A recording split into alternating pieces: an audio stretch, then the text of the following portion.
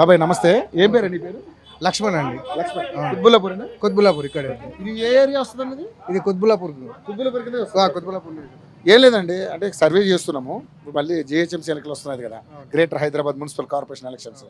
మరి ఈసారి 150 నుంచి 300 పెరిగే అవకాశం ఉంది, కార్పొరేటర్ పెరిగే అవకాశం ఉంది. సో ఎలా అనిపిస్తుంది? అంటే గత ప్రభుత్వం బాగా పనిచేసిందా, ఈ ప్రభుత్వం బాగా పనిచేస్తుందా? ఎందుకంటే 10 ఏళ్ళు మనం బీఆర్ఎస్ చూసాం, కేసీఆర్ గారి పరిపాలన చూసాం. ఇప్పుడు మరి కాంగ్రెస్ అధికారంలో ఉంది, ఇక్కడ రేవంత్ రెడ్డి పరిపాలన కొనసాగుతుంది. ఎలా అనిపిస్తుంది? అంటే ఇప్పుడు గత ప్రభుత్వము మనకు అన్ని విధాలుగా బాగా చేసింది. ఇప్పుడు కరెంటే కానీ, వాటర్ ఫెసిలిటీ కానీ, రోడ్లే కానీ, బీఆర్ఎస్ ప్రభుత్వం అనేది గత 10 years ఉంటుంది కాబట్టి బాగా చేసింది. ఇప్పుడు వచ్చిన ఈ గవర్నమెంట్ ఏంటంటే కొద్దిగా నీళ్ళ ప్రాబ్లం ఉంది, కరెంటు వారంలో ఒకసారి 2 సార్లు ఖచ్చితంగా కరెంట్ పోతుంది. ఇప్పుడు అప్పుడు కేసీఆర్ ఉన్నప్పుడు ఒక్క రోజు కూడా కరెంటు పోలేదండి. ఇప్పుడున్న ప్రభుత్వం అంటే వారంలో ఒకసారి 2 సార్లు ఖచ్చితంగా కరెంట్ తీసేస్తుంది.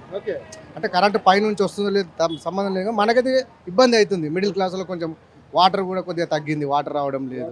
వాటర్ క్వాలిటీకి వస్తుందన్న? క్వాలిటీ వస్తుంది కానీ కొంచెం కంటిన్యూ వస్తుంది, రావడం కొంచెం ఇబ్బంది. రోజు ఇచ్చి రోజు వచ్చేది కూడా అవి కూడా కొంచెం నీళ్ళు వస్తలేవు. నీళ్ళు డ్రైనేజ్ వ్యవస్థ ఎట్లుందన్న?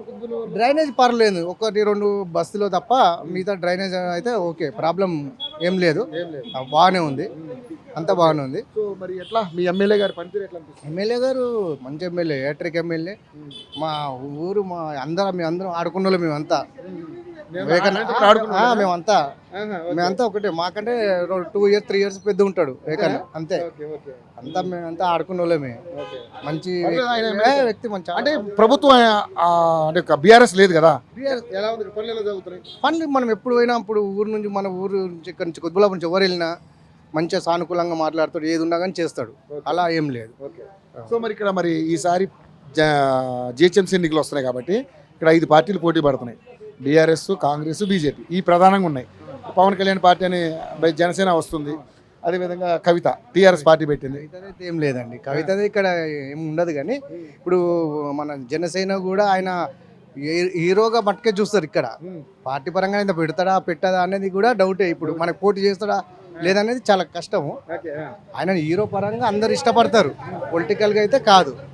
ఇంకోటి ఏంటంటే ఇక్కడ మనకు మెయిన్ బీఆర్ఎస్ ఖచ్చితంగా కొడతారు, పక్కా. ప్రభుత్వం అది ఉన్నా కానీ హామీలు ఎవరైనా ఇస్తారండి, చేయాలి కదా. హామీలో నెరవేరుస్తూనే కదా రేపు పొద్దున మనం చూసేది. ఏం నెరవేరుస్తున్నాండి? ఇప్పుడు సన్నబియ్యం ఇప్పుడు అప్పుడైనా ఏది మోడీ ఇచ్చినే కదా సన్నబియ్యం. ఇప్పుడు ఈయనైతే తేలేడు కదా, మోడీ ఇచ్చినే కదా అవి. అదే కాదు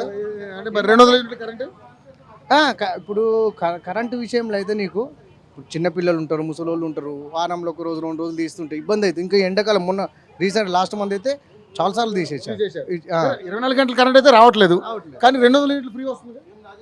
వస్తుంది, ఫ్రీ వస్తుంది. ఓకే, అది ఓకే, అది కన్ఫర్మ్ అందరికి అందుతుంది. ఇప్పుడు ఎవరైతే దానికి అర్హులో అందరికైతే అది ఖచ్చితంగా అందుతుంది. గ్యాస్ సబ్సిడీ ఏం లేదు, 40 రూపాయలు 500 అంటారు కానీ ఆ 40 రూపాయలు వస్తుంది. చాలా మందికి వస్తుంది గ్యాస్ సబ్సిడీ అయితే వస్తుంది. 6 గ్యారెంటీలో ఒక బస్సు ఫ్రీ ఒకటి, కరెంట్ ఒకటి ఫ్రీ ఎందుకండి? దాని బదులు మీకు మెడికల్ ఫ్రీ పెట్టండి, విద్య ఫ్రీ పెట్టమనండి. ఇప్పుడు బస్ ఫ్రీ దేనికి అంది ఉపయోగం?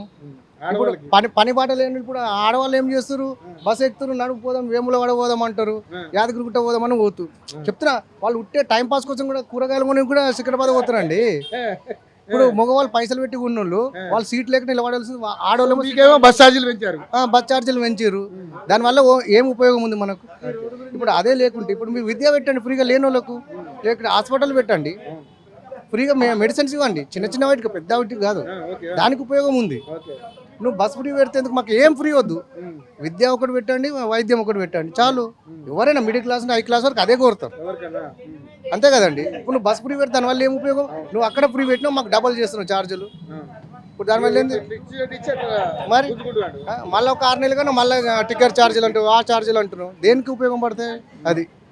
సో మరి ప్రభుత్వం అంటే ఈ ప్రభుత్వం బాగుందా, గత ప్రభుత్వం బాగుందా?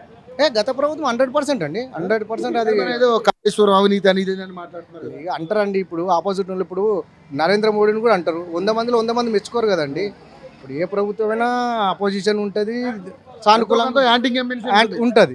కాకపోతే బీఆర్ఎస్ ఉన్నప్పుడు ప్రభుత్వము 100% చేసింది. ఇక్కడ మన నియోజకవర్గంలో అయితే ఎవరు పోయినా కాదు అనకుండా చేసింది. వాళ్ళు ఎవరైనా సరే ఎగనెస్ట్ పార్టీ అని వచ్చిన వాళ్ళని రిసీవ్ చేసుకొని వాళ్ళకి చెప్పే పద్ధతి చెప్పి వాళ్ళకి చేసేంత వరకు చేసింది. ఇప్పుడు ఈ ప్రభుత్వం ఏంటంటే వాళ్ళ మనుషులు ఎవరో వాళ్ళకి చేసుకుంటారు అంతే. అంతే తప్ప వేరే ప్రజల్ని అంటే పార్టీ పరంగా చూస్తున్నారు తప్పితే అప్పుడు మామూలు ఓటర్గా చూడరు. ఓటర్గా చూస్తలేరు. ఇప్పుడు ప్రజలు పోయినా కానీ చేస్తాము అని చెప్తారు కానీ చేస్తలేరు. అది సో పరిస్థితి అయితే ఎలా ఉంది మరి? ఇప్పుడు జిహెచ్ఎంసీలో కూడా compulsory BRS BRS 100% last time BJP BRS రెండు పోటీ పడి మరి పోటీ పడింది కానీ ఇప్పుడు కొన్ని ఓట్లు కూడా చిలకపోయే ఇది ఉంది. దానివల్ల నీకు 100% బీఆర్ఎస్ వస్తుంది. ఈడైతే సార్ బీఆర్ఎస్ పక్క 100% డౌట్ లేదు. సీట్లు వస్తాయి, సీట్లు బీఆర్ఎస్ వస్తారు. అట్లా అని కాదు కానీ కాకపోతే బీఆర్ఎస్ మాత్రం పెరుగుతాయి కదా, సీట్లు పెరుగుతాయి. పెరిగినా కానీ నీకు 100% బీఆర్ఎస్ 100% వస్తుంది. దానికి డౌట్ లేదు. నువ్వు ఏమన్నా ఇంకా వేరే కూడా మీరు చేయండి, అదే సర్వే చేస్తాం అందుకనే. సర్వే చేయండి. ఎందుకంటే ఇక్కడ ఉన్న ఎమ్మెల్యే కానీ కార్పొరేటర్లు కానీ మామూలుగా చెప్తున్నా, ఇక్కడ ఉన్న పబ్లిక్ మెయిన్ ఏంటంటే పిలిస్తే పలుకుతారా? 100% వస్తారండి. 100% ఇప్పుడు వివేకానంద సార్ ఉన్నారు, మీరు వెళ్ళండి ఖచ్చితంగా రిసీవ్ చేసుకుంటాడు. ఎవరైనా కానీ ఎగనెస్ట్ పార్టీ అయినా ఆ పార్టీ అని కాదు, ప్రజలకు ఆయన అందుబాటులో ఉంటాడు, చేస్తాడు, సహాయం చేస్తాడు. అది ఉంది. దానివల్ల హ్యాట్రిక్ ఎమ్మెల్యే. ఇంకోటి ఏంటంటే ఆయనకి ఎలాంటి ఇవి లేవు, ఆరోపణలు అవి లేవు, నిజాయితీ ఉంటాడు మనిషి. ఎవరు పోయినా ఏ పర్సన్ పోయినా మంచిగా చేస్తాడు. Thank you.